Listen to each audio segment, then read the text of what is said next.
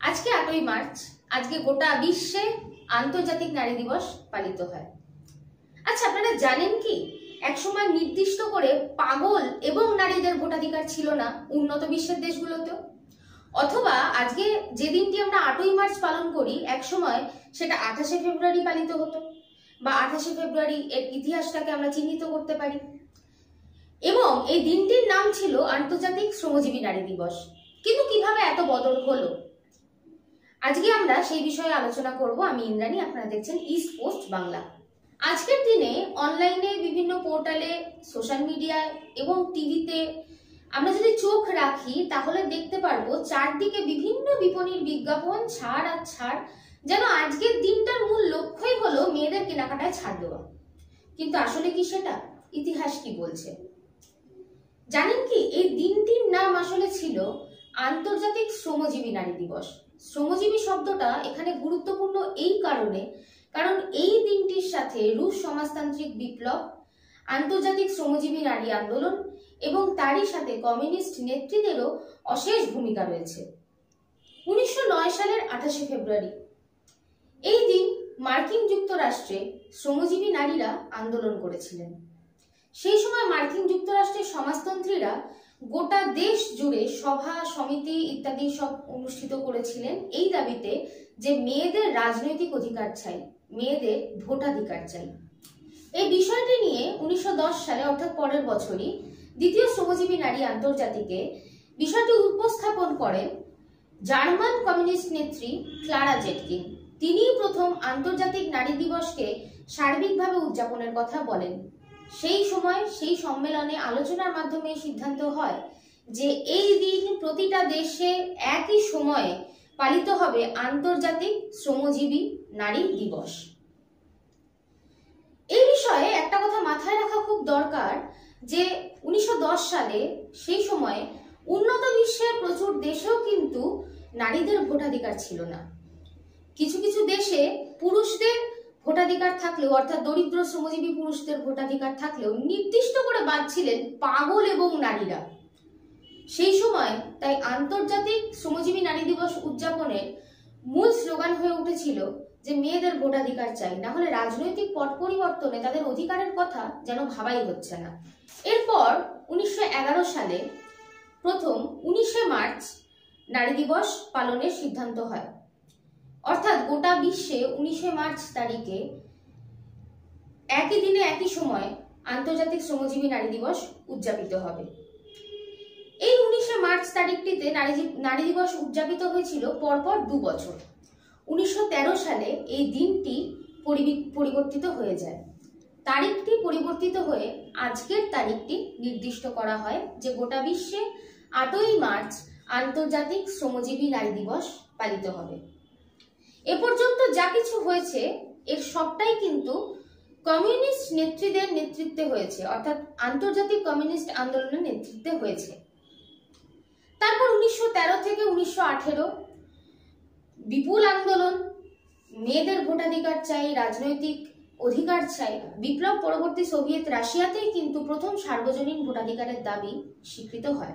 প্রাথমিকভাবে এই দিনটি উদযাপনের মূল দাবি মেয়েদের ভোটাধিকারের প্রশ্ন হলেও পরবর্তীতে সমাজের অগ্রগতির সাথে সাথে আরো অনেক দাবি কিন্তু এর সাথে সংযুক্ত হয়। সমকাজে সমবেতন, গার্হস্থ্য শ্রমকে শ্রমের স্বীকৃতি, মাতৃত্বকালীন ছুটি, এইরকম আরো অনেক বিভিন্ন দাবি এই দিনটি উদযাপনের সাথে যুক্ত হয়, যেগুলো প্রত্যেকটি হচ্ছে শ্রমজীবী নারীদের দাবি।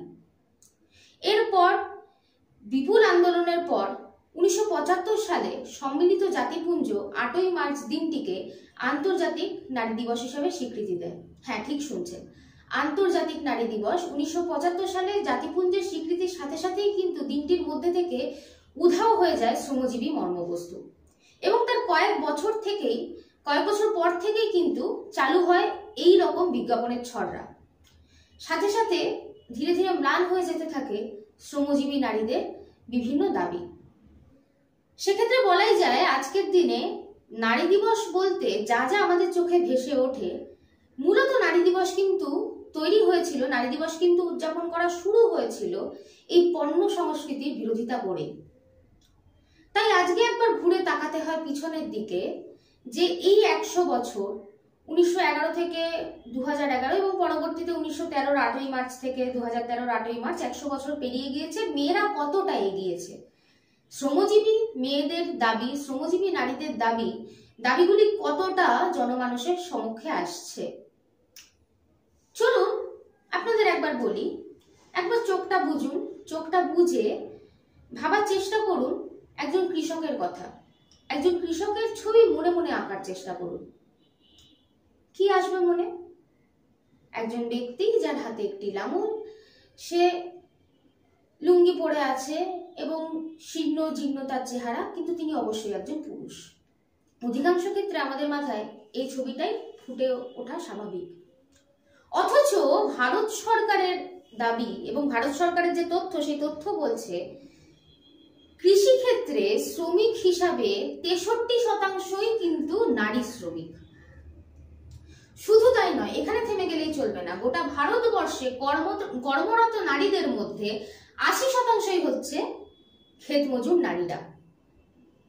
কিন্তু সেটা নিয়ে ভাবনা চিন্তা কতদূর রয়েছে।